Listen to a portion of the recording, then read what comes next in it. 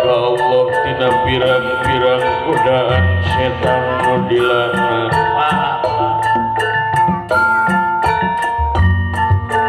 Halayan nyebat asma Allah zat nu kagungan sifat murah sifat asma.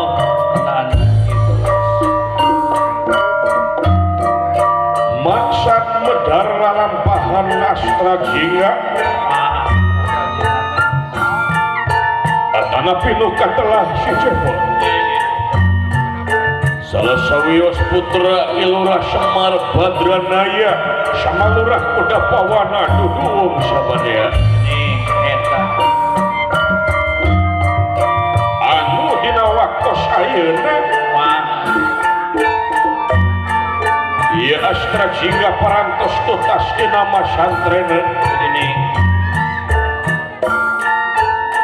nyucruk jalur pitutur rasul ngemban tugas ajaran pangeran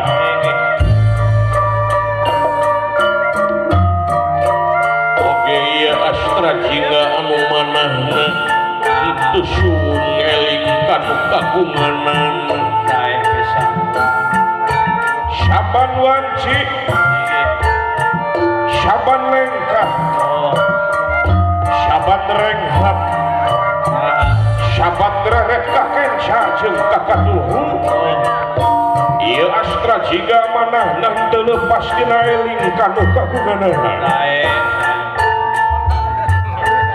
Assalamualaikum warahmatullahi wabarakatuh.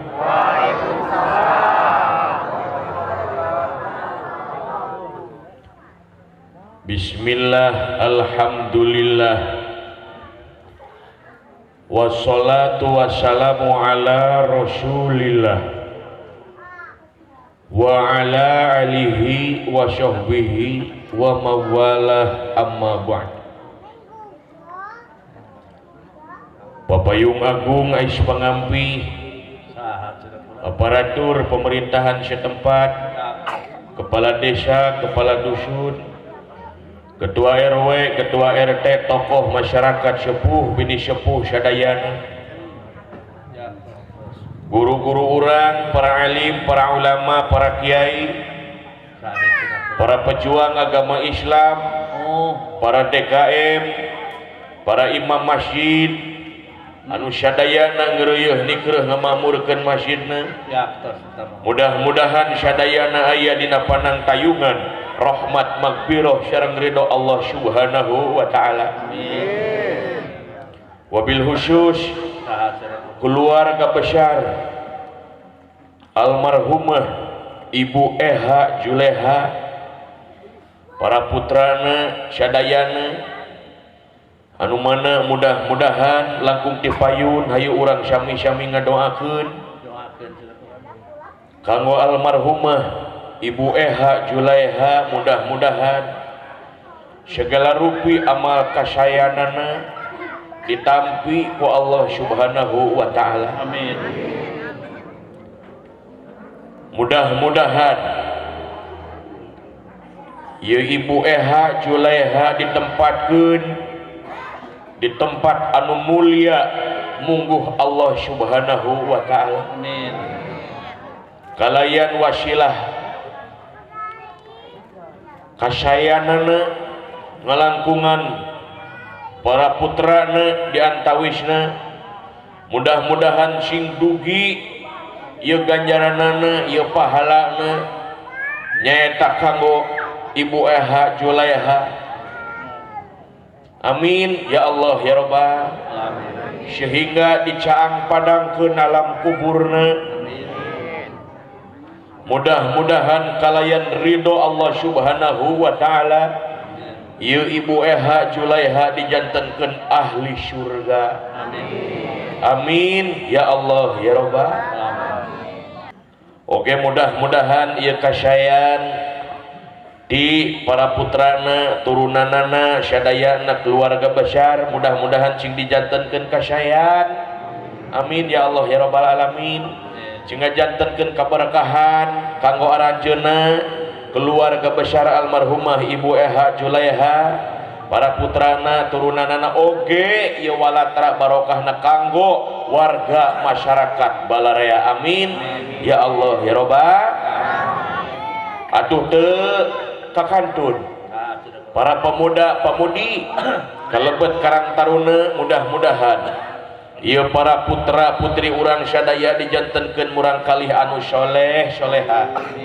Amin ya Allah ya Rabbal alamin. Atuh umumna ieu para jamaah sadaya nu hadir, nu tebihna sumping, nu anggangna datang, nu jauhna pada ngajug-jug, nu caketna pada kapueut, sadayana hadirin kaum muslimin wal hadirat kaum muslimat rahimakumullah. Amin ya Rabbal alamin. Sabab ari pangaosan teh secara garis besar nu hadir ka pangaosan teh jamaah teh kabagi dua, aya jamaah nu lebar, aya jamaah nu sabar. Lebar sabar. Naon ai jamaah nu sabar, ai jamaah nu sabar teh pangaosana sampai bubar. Tapi karapi nya eta mah duka nyaring duka nunutan. Aya oge jamaah teh anu lebar, leungit memeh bubar. Aya anu kitu nya. Seueur bujang-bujang di dieu di lembur simkuring ge aya anu sakurulas laskar kitu teh. Ngancek pe jama urang Banjar teh. Heuda pisan geuning nu kitu nya euy ngaleungitna teh. Beki sisi, beki timbir, las we eueuh. Apalan Kagok nu kitu teh. Eta teh teu kapah. Sedengkeun ayeuna dina agama urang teh kudu kapah. Teu bisa satengah-setengah, teu bisa saparo-saparo, atawa nu disebut miuni bangkong. Kuninga ibu bangkong. Bangkong aya di dieu bangkong.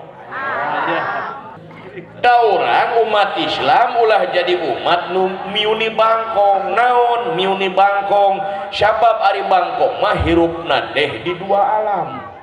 Lamun cek ilmu biologi mah disebatna teh bios jeung logos. Ari bios teh kahirupan, ai logos teh ilmu. Jadi ilmu ngeunaan kahirupan nu mawi biologi disebat ilmu hayati. Hayati. Dadina ilmu biologi aya hiji spesies, aya hiji sato anu disebat santo amfibi. Naon ari amfibi? Ari amfibi teh nu hirupna di dua alam. Naon contohna? Bangkong. Ieu bangkong teh disebutna makhluk amfibi. Naon sababna? Sabab hirupna di dua alam. Dina cai betah di darat oge hirup. Kartos Bu. Dah numutkeun kaca mata agama eta teh haram bangkong teh dah hirup di dua alam. Haram naonna? Haram di daharna. Da umat Islam ya ulah miuni bangkong. Kumaha aya miuni bangkong? Hirupna di dua alam, lain acolo-acolo juga bangkong. Tapi hirupna di dua habitat, hirupna di dua alam. Alam naon? Alam taat jeung alam maksiat. Urang mah betah dua anak teh. Beres Bu.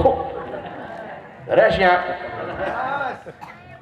Urang mah kadang-kadang salat dilakonan ngomongkeun batur mah panteureun. Angger bae. Aya anu kitu. Maneh teh. Jeung urang. Ngomongkeun mitoha. Aya kalana mitoha datang teh, tuluy diomongkeun jeung batur. Duh, deuleuh mitoha aing mah. Nyaho we aing keur boga rezeki teh.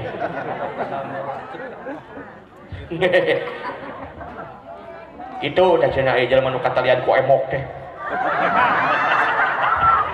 Emok dengan suara kayak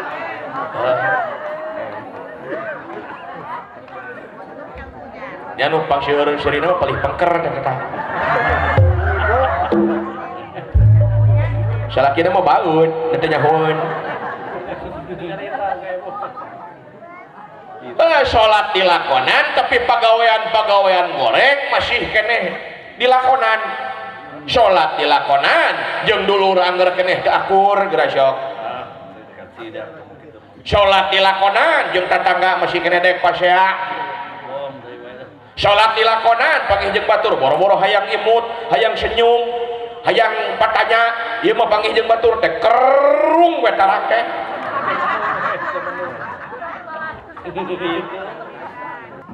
Sholat mah sholat dilakonan tapi teu meunang bantuan baeud.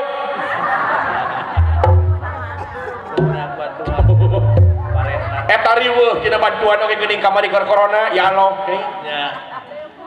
Tatangga jeung tatangga tepatnya seni yang seni baeud. Jabat 3 tahun eta tukang son teu manggung-manggung. Sarua aing oge.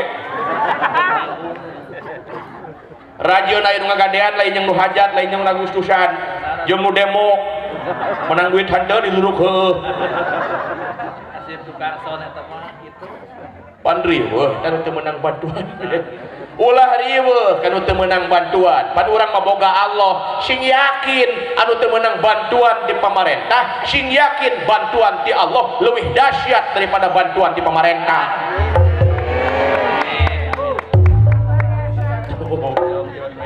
Kawas teu baroga Allah siap kuwu dikutuk. Lurah dikutuk. Geura sok. Pan urang boga Allah sing yakin we bantuan ti Allah mah leuwih dahsyat, leuwih gede jeung moal mantak riweuh. Oh, aman we. Aman. Tuh. Sing kapah dina agama teh ulah syaparo-syaparo nu mantak ka dituna ge jadi kagok. Kagok kumaha cenah. Da urang mah kadang-kadang dina ibadah teh pengajian sok aya bahasa daripada henteu. Tina kumaha tah. Pengajian can bubar teh geus balik di heula. Aya nu nanya teh geuning ceung geus mulang pan pengajian ge can bubar. Ya daripada henteu. Ceuk kunaon geuning ai magrib jeung isya dikeureueuh, ai subuh lohor jeung asyar henteu. Ah daripada henteu. Komo batur mah henteu kabeh. Da isukan teh bisa jadi manehna teh di akhirat teh ka surga henteu, ka neraka henteu, ngan diteundeun dina lawangna hungkul ka surga ge. Di mana protes manehna ka Allah, ya Allah, kunaon batur mah dilebetkeun ka surga, ari abi mah dina lawangna hungkul. Kumaha ceuk Allah daripada henteu.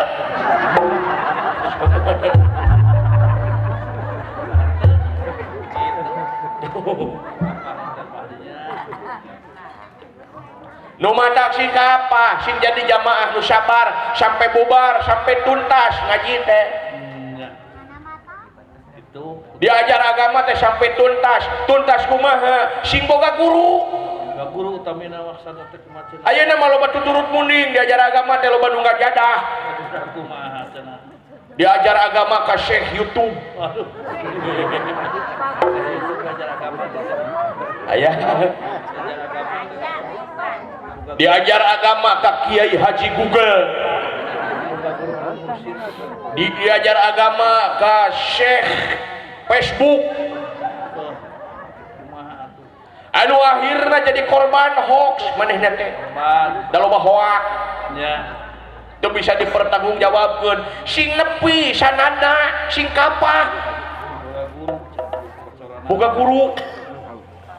Dina agama mah teu meunang ngajadah kecuali dari seni, kreativitas meunang eta mah urang naon dina salebah dieu urang berekspresi, berimpresi dina seni. Mantak ayeuna mah dakwah ge make metode, lamun teu kieu mah tunduh ngaji teh geura sok. Geura sok.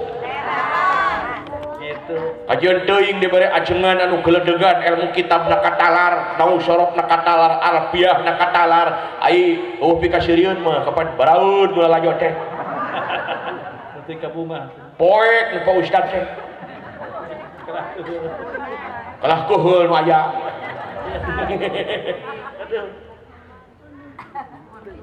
Hadis ngabaralang, Quran ngabaralang, kitab konengna ngabaralang, tasrifna ngabaralang. Hek tunduh pan ngomongna teh lah Ustad Butut.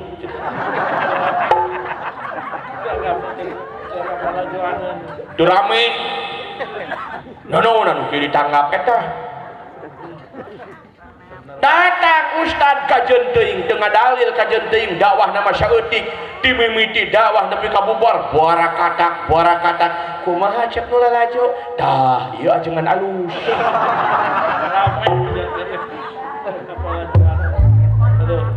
Anggap deui ke muludan cenah kitu. Gitu. Heukeun beda fenomena eta mah nya romantika kahirupan. Mantap urang anu naon ngigelan zaman heuh da meureun ayeuna mah beda alamna dan nu hadir ka pangajian teh lain jalma baru ngahungkul ya teh.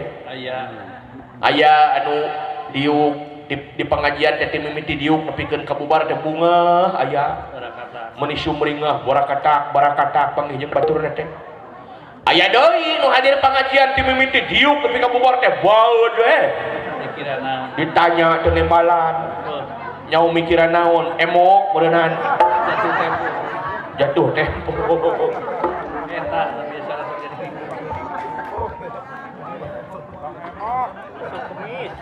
hepan meren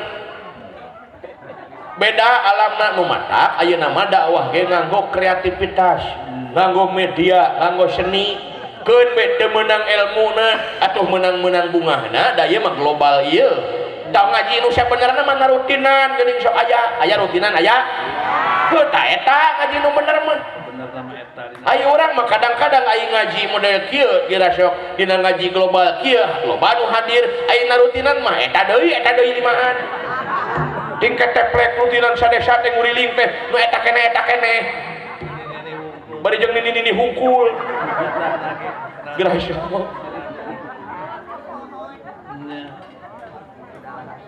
tapi kalieur eta ajengan anu keur dina rutinan geuningan jara rawuh jamaahna teh nu di juru aya nu di luar aya nu ngadapang deui nu matak pangenteng-entengna dina pangajian mah nyirikeun nini sabab nini mah lamun hadir di pengajian teh nupang heulana di teangan teh tihang atawa tembok.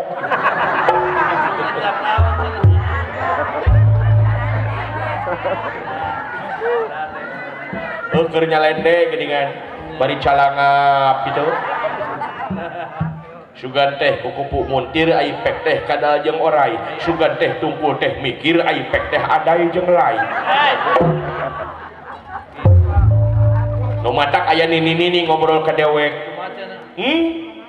Alhamdulillah cenah padalang. Sanaos pangaosan nganggo wayang meuni nyerep. Aduh nyerep ilmu. Aing sugan aing teh nyerep ilmu. Sing horeng teh kana samleh dah dir teh.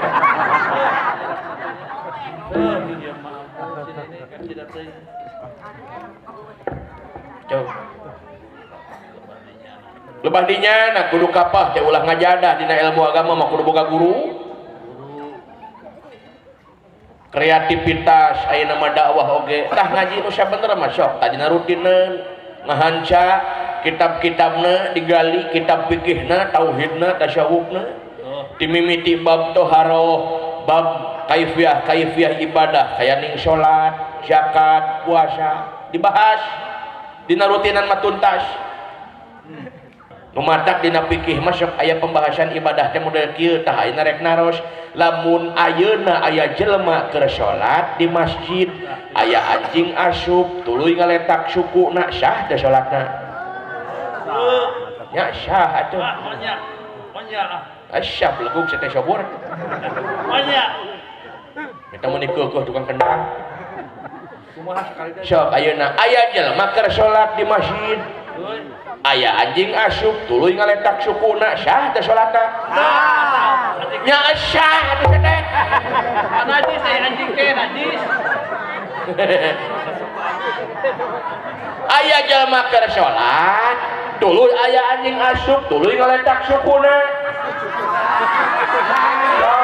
suku saha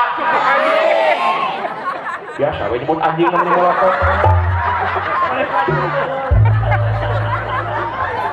ini juga aya unsur mana yang nyebut anjing teh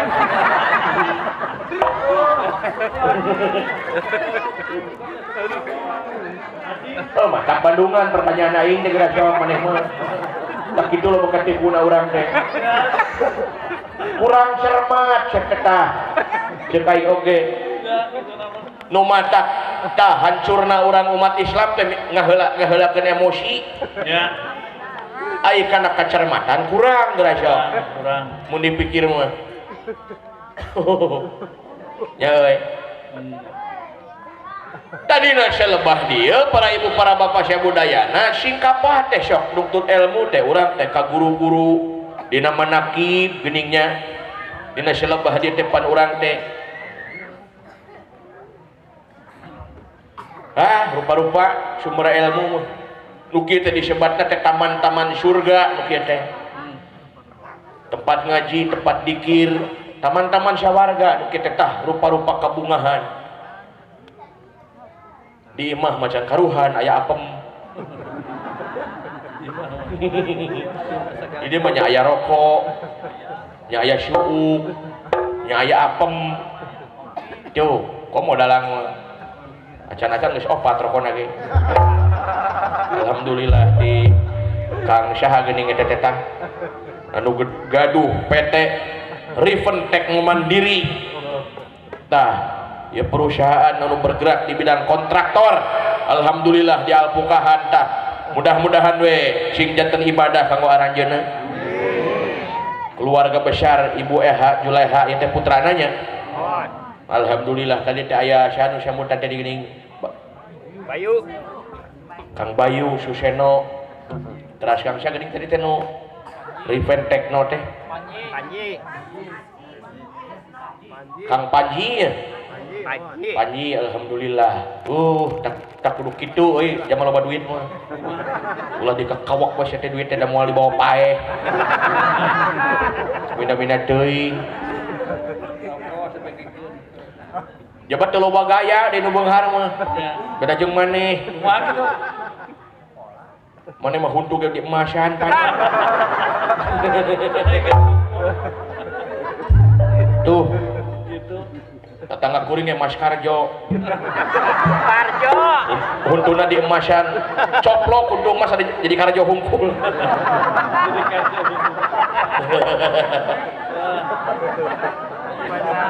aya Kang Karjo aya muhun da eta teh wartos nama saur teh urang Banjar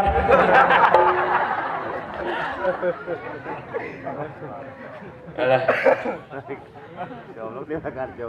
Cumuhun, tak itu nuhun ya ka para kaum agnia mudah-mudahan sing tambih-tambih usaha natenya sing tambih jaya tambih majeng insyaallah da nu ngaranna usaha teh urang teh eta teh ibadah heuh tuh sanajan ayeuna urang cungklik cungkedang di masjid siapa poe salat sunah na dipigawe aing ngedul mah kana gawe anggar we goreng patut teka asyuk gitu berat sabeulah teu kapah teh teu ari kapah teh lahirna jeung batinna aing ganjaran mah gede keneh nu nyiareki payah jeung kulawargana jeung kalangsungan hirup kulawargana tah mudah-mudahan ieu keluarga besar Ibu Eha Julaiha tadi Kang Panji oge Kang Bayu dan sadaya para putrana ku ayana sumbang sihna ayeuna ka warga masyarakat tambih jaya usahana insyaallah ngalir ganjaranana eta teh ka sepuh-sepuhna ulah salempang ulah hariwang mengembangkan usaha sebesar-besarnya asal orang mampu eta teh ganjaranna teh bakal dugi teh ka sepuh urang teh